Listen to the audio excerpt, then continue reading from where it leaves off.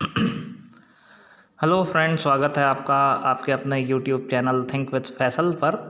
और आज मैं आपके लिए जो टॉपिक लेकर आया हूँ उसको आप ज़रूर एंड तक देखिएगा। बहुत इंपॉर्टेंट टॉपिक है। आज बताऊँगा कि इंटरव्यू में कैसे कामयाब होते हैं या कैसे इंटरव्यू में हम कामयाब हो सकते हैं।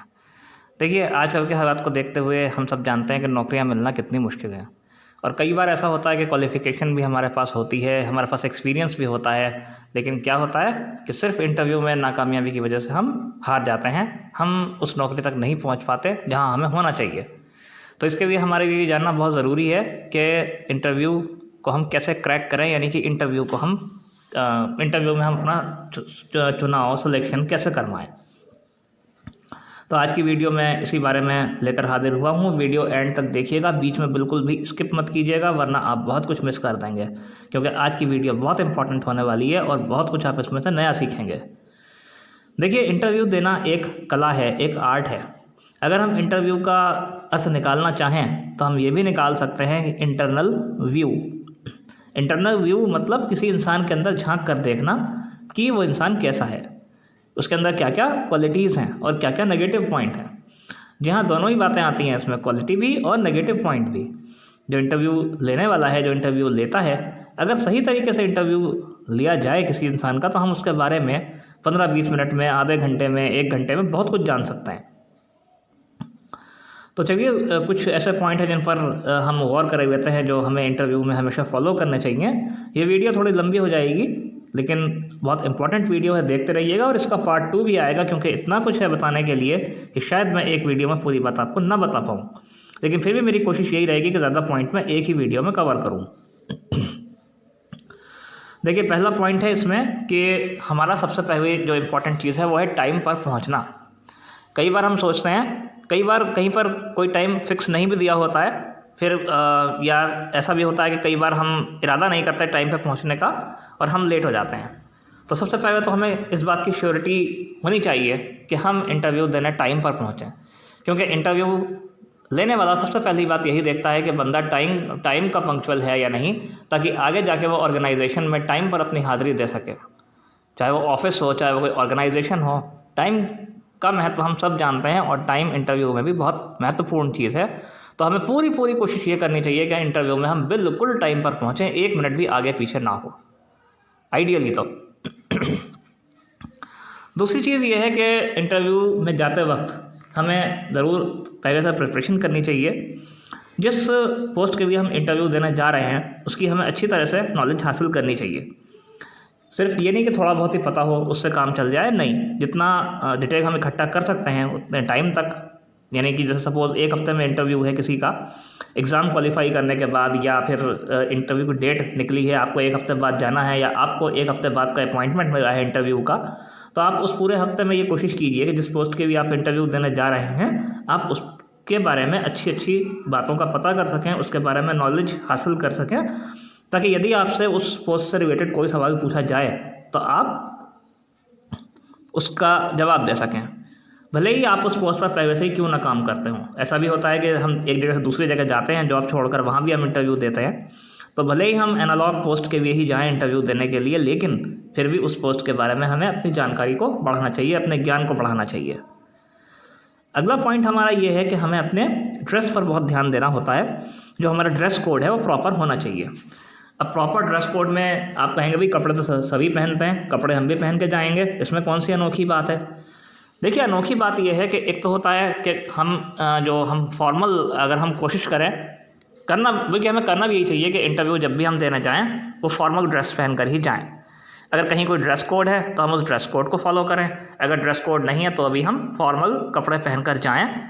जेंट्स के लिए सबसे अच्छा ये है कि पैंट शर्ट और टाई लगा कर जाएँ, चाहे आप कितने भी यंग हैं, चाहे आप कितने भी ओल्ड हैं, इससे मैटर नहीं करता।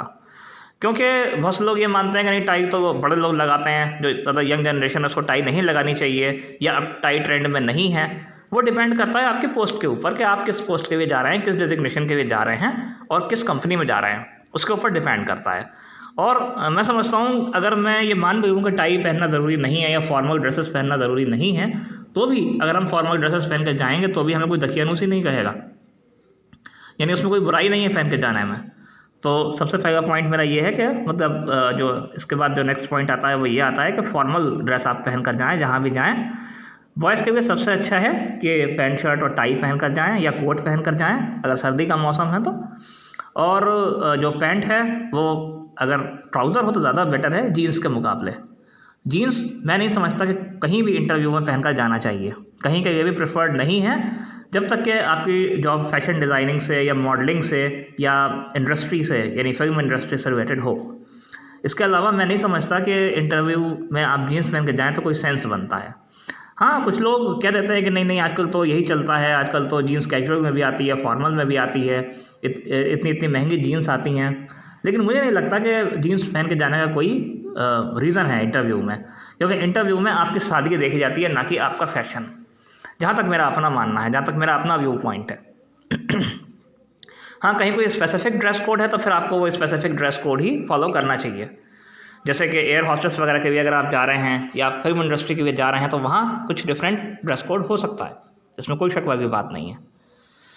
और बिल्कुल सिंपल जाना चाहिए, ज़्यादा कुछ जैसे बॉयज़ वगैरह कई बार ये गलती कर देते हैं कि हाथ में फ्रेंडशिप बैंड बांध के चले जाते हैं या लंबे लंबे बाल रख कर चले जाते हैं या गॉगल्स वगैरह लगा कर अंदर जाते हैं इंटरव्यू रूम में एंट्री करने के लिए।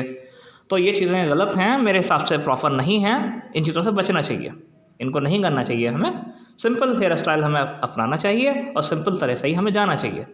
बहुत से लोग इंटरव्यू में बहुत सारी अंगूठियाँ वगैरह पहन के जाते हैं और चेन वेन पहन के जाते हैं, बॉयज़ का मैं बता रहा हूँ, ये भी तरीका गलत है, इस तरह से भी नहीं जाना चाहिए। सिंपल होकर हमें जाना चाहिए, जितना हम सिंपल होकर जाएंगे उतना ही हमारे लिए अच्छा रहेगा, क्योंकि simple living and high thinking बहुत सारे लोगों का प्रिंसिपल होता है। गर्ल्स के लिए भी मैं ये कहना चाहूँगा कि कोशिश करें कि फॉर्मल ड्रेसेस में सलवार सूट पहन कर जाएँ या फिर ऐसी कोई ड्रेस पहन कर ना जाएँ कि जिससे यानी मैं ये कहना चाह रहा हूँ कि ऐसी कोई ड्रेस पहन कर ना जाएँ जो वल्गर हो, जो वल्गर ड्रेस की कैटेगरी में आती हो।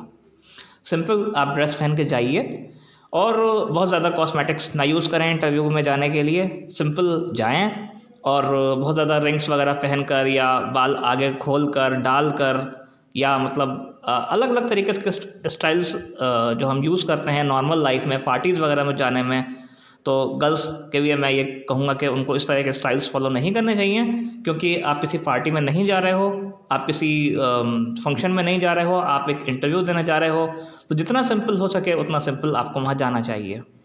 ऐसे कपड़े कभी भी नहीं पहनने चाहिए, ना ही गर्ल्स को ना ही बॉयज़ को, जो आपके लिए खुद के लिए डिस्कम्फर्टेबल हों। बहुत ज़्यादा टाइट कपड़े, बहुत ज़्यादा लूज़ कपड़े या ऐसे कपड़े जो आपके लिए कंफर्टेबल ना हो कभी भी ना पहनें, क्योंकि उससे आपको बैठने उठने में, मूवमेंट में बोलने में परेशानी होगी और मैं नहीं समझता कि उससे आप प्रॉपर कंसंट्रेट करके इंटरव्यू दे पाएंगे, क्योंकि इसमें कंसंट्रेशन की भी बहुत ज़्यादा अहमियत है। मैं क्वेश्चंस पर भी आऊँगा आगे, जो एजुकेशन की बातें मैं करूँगा कि किस टाइप से इंटरव्यू देते हैं। अभी मैं बिल्कुल ज़ीरो से चल रहा हूँ, तो बेसिक्स आपको बता के चल रहा हूँ कि क्या क्या करना चाहिए। अब दूसरी चीज़, मैं एक बात ख़ास तौर से गर्ल्स और बॉयज़ दोनों से कहना चाहूँगा कि शूज़ हमेशा हमें सिंपल पहन के जाने चाहिए। बहुत से गर्ल्स या बहुत से बॉयज़ ये करते हैं कि शूज़ ऐसे पहन के जाते हैं जिनको पहनने के बाद चलने में ठक ठक ठक ठक आवाज़ होती है, तो ऐसा बिल्कुल भी नहीं करना चाहिए। ऐसे शूज़ नहीं पहन के जाना चाहिए जिनमें ठक ठक ठक ठक आवाज़ होती हो। अगर आपके शूज़ ऐसे हैं तो फिर आपको पैर थोड़ा दबा कर रखना होगा जिससे आवाज़ ना हो। आप अगर रूम में जाएं तो ठक ठक ठक ठक करते हुए ना जाएं, या आप कॉरिडोर में भी अगर आप वहाँ वॉक कर रहे हैं तो भी ऐसा नहीं हो कि ठक ठक करते हुए आप जाएं, क्योंकि ऐसा भी होता है कि जो हाई लेवल के इंटरव्यू होते हैं वहाँ पर कैमरा लगा होता है, वो ये भी देखते हैं कि जो वेटिंग रूम में जो लोग बैठे हुए हैं वो किस तरह से बिहेव कर रहे हैं, वो यहाँ तक भी देखते हैं। हालांकि ऐसा कम ही होता है, लेकिन फिर भी अपनी तरफ से जो प्रिकॉशंस हम ले सकते हैं हमें लेने चाहिए। तो बाकी बातें आपको इसके पार्ट 2 में बताऊंगा, क्योंकि बताने के लिए बहुत कुछ है अभी मेरे पास। तो मैं उम्मीद करता हूँ ये वीडियो आपके काम आएगी, आपको पसंद आएगी। अगर आपको मेरी ये वीडियो पसंद आए तो इसको लाइक कीजिए, मेरे चैनल को सब्सक्राइब कीजिए, मेरे चैनल के पास जो बेल आइकन है उसको प्रेस कीजिए ताकि मेरे नए आने वाले वीडियोज़ आप तक मिलते रहें, आपको मिलते रहें। और इंटरव्यू की प्रैक्टिस करिए। इंटरव्यू से अगले टिप्स मैं अपनी आने वाली वीडियो में ज़रूर डालूँगा, आगे बताऊँगा क्या करना है इसमें।